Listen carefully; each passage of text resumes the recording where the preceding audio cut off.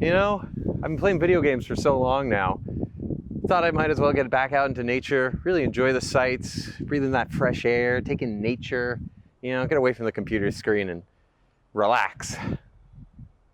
Wait, is that a giant spider? Ah!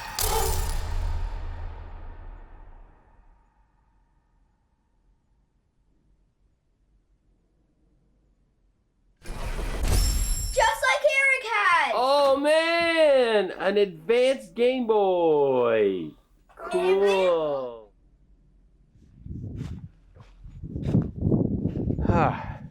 You know, I've been playing video games for so long.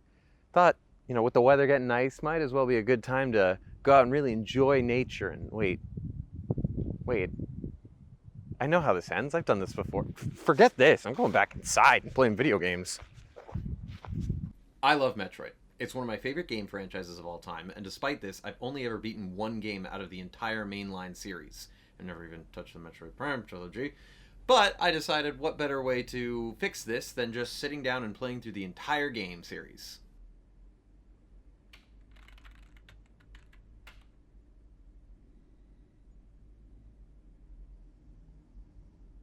Oh wait, Nintendo doesn't put its games on Steam.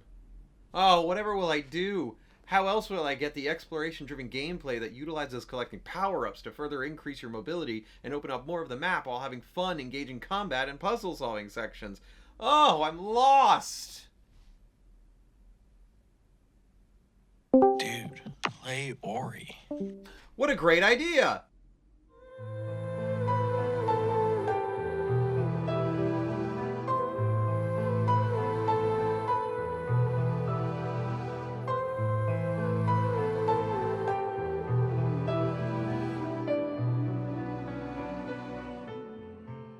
In Ori and the Blind Forest, you play as Ori, a small, adorable woodland creature who, after being adopted by the Studio Ghibli-looking gorilla thing, lives a happy, wonderful life frolicking in the woods with not a care in the world.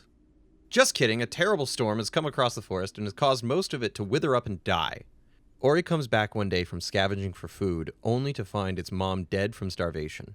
Ori then sets out into the cold and unfeeling forest. It doesn't go well for Ori, and it dies in a small log overlooking the spirit tree. Jesus Christ, what kind of opening is this? It's like it was written to be as explicitly sad as physically possible. I was actually tearing up reading my notes for how sad this opening is. Oh wait, you get revived by the light of the spirit tree and are told that there is a way to heal the forest and save your mom. You then have to go to several different areas to restore the balance of the light to save the forest, all while being chased by the dark owl Kuro. Oh wait, hang on, this doesn't feel right.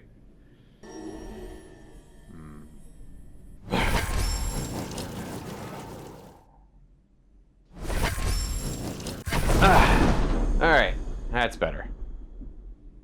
Leaning into the Metroidvania roots of this game, you're dropped into this world where you're only limited by your own abilities in exploring the map. It ties it so well into progression that there never feels like an inorganic block that's stopping you from moving forward. There's never a large sign that pops up as you're playing that says, we can't go that way for some reason, or worse, an invisible wall restricting us without any explanation. Can't make it past a large gap of spikes, or a ledge just seems too out of reach?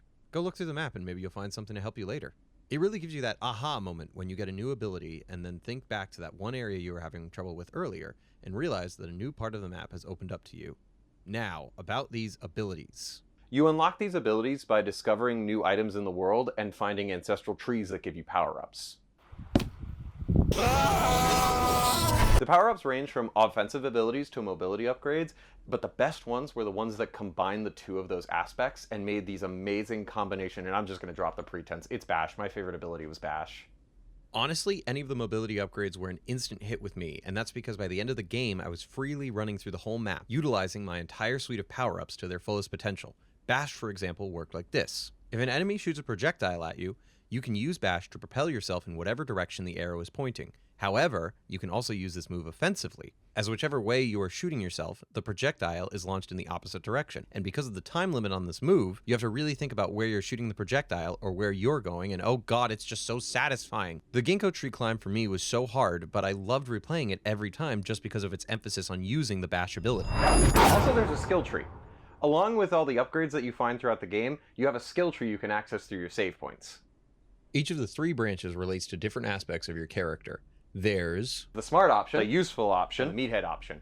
I initially started out working my way up the offensive branch. However, after dying several times, I reevaluated my situation and realized that I can only replay the same section so many times until I lose my sanity. While the game does offer several save spots across the map, all of which act as warp points as well, you also have the ability to regularly drop a save point at the cost of spirit energy. Now, if you're not an idiot... Wait, why'd you get to me? Do you think I'm an idiot? You are probably smart enough to put these down every 5 seconds, especially after you get to the perk that halves the cost. Unlike me, who forgot it every single time. Man, I love this new haircut.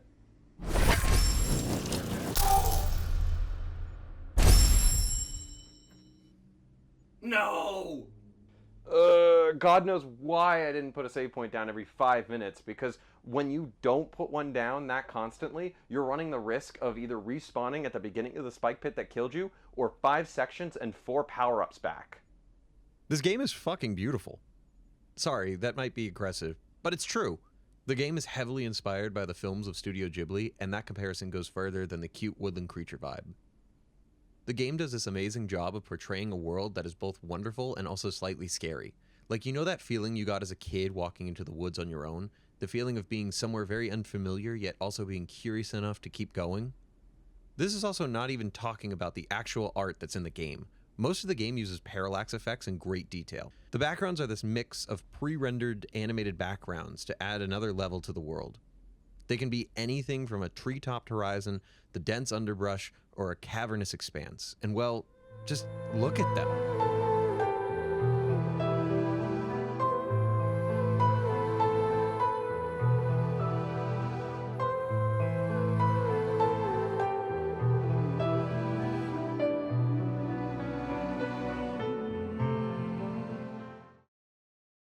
Now, I have spent a decent amount of time telling you guys why this is one of the greatest games I've played, and truly, you should go and play it. It's a lot of fun, and it's a very great experience. However, I do have a few nitpicks. Oh my god, you're on fire. No. No, no, no, no, no. I deserve this. Ha! Finally got the save point thing down. Okay, so... This game feels unnecessarily sad, alright? Every 5 minutes, it feels like the writers were coming up with sadder and sadder things to happen. Ori getting lost, Naru dying, Gumo's entire race dying, and then us finding out that the evil bird that's been chasing us the entire game isn't actually that evil, and it's just a mother grieving the loss of her babies. Nobody in this game seems to catch a break. It just feels extremely saccharine and unnecessary. Also, while the game's movement and exploration are the things that are highly focused on, I kind of was waiting for some boss battles, but they never came. Each section ends with a gauntlet challenge that you have to do in one go with no save points, usually emphasizing either the gimmick of the area you just went through or the power-up you just unlocked recently. And yeah, those are fun and interesting, but I just missed the challenging boss fight to punctuate a level. Even after the final chase, you seem to be confronted with Kuro as if you're about to square up for a boss fight. But that's the end of the game. Once you finish that section, the game plays its final cutscene and the credits roll. Are most of these complaints kind of dumb for an otherwise really great game? Yeah, kind of. I just wanted to point out a few little nitpicks that I found along the way. Honestly, half the time, they didn't even bother me that much. Like the boss fight challenge at the end, instead of it being an actual boss fight, you having to go through a skill challenge based off of the ability that you got in the level, I think is a really great way to differentiate from other Metroidvania games. I will still say, it's bullshit how sad this game gets. Okay, with all the complaints out of the way, now I can say that Ori and the Blind Forest is one of the best games that I've played in this quest that I've given myself. Not that the bar is relatively high right now, but it's still a fun, enjoyable experience that feels very rewarding playing, and the best part is, it's short. I finished this over stream in about 9 hours, and that wasn't even 100%ing it. It's a perfect short game that if you have some free weekend, or a commute to work, or a long flight coming in, it's perfect to play if you have the Steam Deck, or a Switch port, or anything. I highly recommend. I don't even know what else to say about it.